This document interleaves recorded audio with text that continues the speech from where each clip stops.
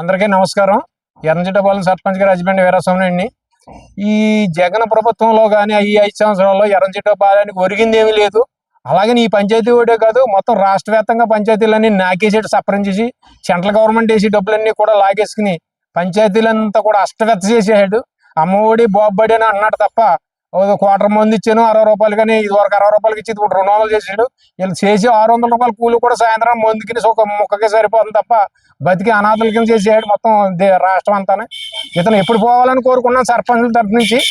అలాగే గ్రామంలో ఎటువంటి అభివృద్ధి చేస్తారన్నా సరే ఎమ్మెల్యే గారి దగ్గరికి 50 తెరలు, అలాగే జిల్లా చైర్మన్ దగ్గరికి 50 తెరలు, ఏ నిధులు ఇస్తాం అన్నారు తప్ప వాటర్ పైప్ లైన్, కొంత కరెంట్ స్తంభాలు, ఇది సచివాలయం గడప పోయే డబ్బులు 6,50,000 ఇస్తానని స్తంభాలు పెట్టుకుంటే వాటర్ గురించి అవి కూడా ఇవ్వలేదు.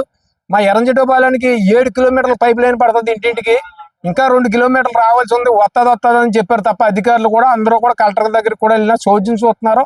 అన్ని ఊళ్ళు ఇచ్చారు వైసీపీ సర్పంచ్ ఉన్నాక. మాకేమో సెంట్రల్ గవర్నమెంట్ పైప్ లైన్ ఇంకా 2 కిలోమీటర్లు రావాల్సి ఉంది, ఆఫ్ చేసేయారు కచ్చగట్టుకుని. ఇతర వైకాపా నాయకులు, ఎర్రంచెట్టపాలెం ఉన్న వైకాపా నాయకులు పని కట్టుకుని పీక్ కోసం చచ్చిపోతాం ఏమైనా చేతిని ఎర్రంచెట్టపాలెని కానీ పదే ఎమ్మెల్యే దగ్గరికి వెళ్ళి, జిల్లా చైర్మన్ గారి దగ్గరికి వెళ్ళి డ్రైన్లు అడ్డుకుని, ఇంకో పైప్ లైన్ అడ్డుకుని ఇలాగ అడ్డుకున్నారో తప్ప ఏమీ చేసింది పుణ్యానికి ఏమీ లేదు, ఊరికేమీ చేసింది లేదు. ఇవాళ మేము పంచాయతీ రోడ్డు డబ్బులు లేకపోయినా సరే డ్రైను ఇబ్బంది అయిపోతుందంటే 25 సంవత్సరాల నుంచి మూతపడి ఉన్న డ్రైను, అండర్ గ్రౌండ్ డ్రైను 8 లక్షలు డైలీలో పట్టుకొచ్చి చేపించాం. అలాగే ఇప్పుడు మోటార్ కూడా పైప్ లైన్ వేసాం, ఇది 2021లోనే వేసాం పైప్ లైన్, దాన్ని అడ్డుకున్నారు. ఇప్పుడు వేరే అతనికి హైదరాబాద్ అతనికి కంట్రాక్ట్కి ఇచ్చాను, మోటార్ కూడా కొనేసి పట్టుకొచ్చి వేస్తున్నారు. వాటర్ కూడా రేపు సోమవారం నుంచో లేకపోతే శనివారం నుంచి వచ్చేస్తాయి. ఈ ప్రభుత్వం పోవాలని సర్పంచుల తరఫు నుంచి అయితే మేము గట్టిగా ఖండిస్తున్నాం. ఈ దరిద్ర ప్రభుత్వం జగన్ ప్రభుత్వం పోవాలని. ఉత్తర కొరియా అధ్యక్షుడికి మళ్ళీ చేస్తున్నాడు తప్ప గ్రామాలకు ఎటువంటి అభివృద్ధి లేదు.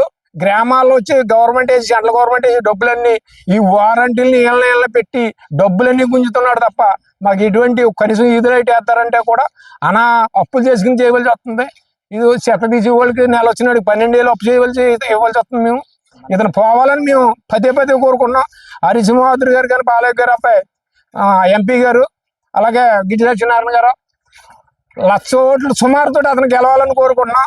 రాష్ట్ర వ్యాప్తంగా మొత్తం 175లోను 151 తెలుగుదేశం, జనసేన, బీజేపీ ప్రభుత్వం రావాలని మనస్ఫూర్తిగా సర్పంచులు అందరి తరఫు నుంచి మేము కోరుకున్నాం. రావాలని, ఇతను పోవాలి, దరిద్రుడు రాక్షసుడు పోవాలని, ఉత్తర కొరియా చేసి చావాలని కోరుకుంటున్నాం.